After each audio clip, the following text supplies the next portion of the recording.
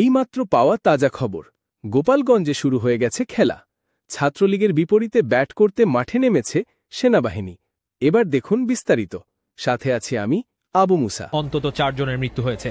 গোপালগঞ্জের 250 শয্যা বিশিষ্ট জেনারেল হাসপাতালের তত্ত্বাবধায়ক ডাক্তার জীবিতেশ বিশ্বাস সন্ধ্যা 6:45টার দিকে জানান যে 4 জনের মৃতদেহ সদর হাসপাতালে এসেছে।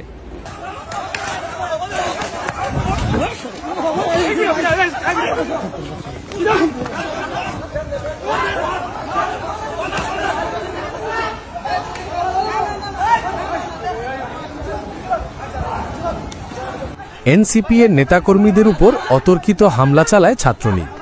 এতে বেশ কিছু জন নিহত হন। তার পরবর্তীতে সেনাবাহিনী এই অভিযান পরিচালনা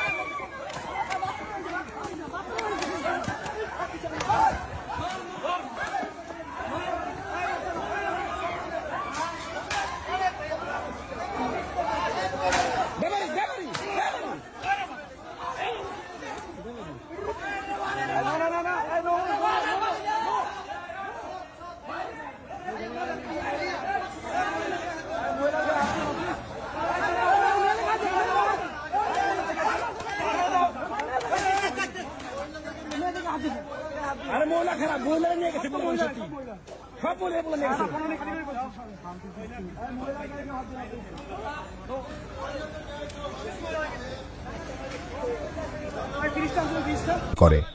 অবশেষে দেখা যাচ্ছে ভয়ে গাছে উঠে গেছে। এমন নিউজ পেতে আইডি ফলো এবং সাবস্ক্রাইব করে পাশে থাকুন। ধন্যবাদ।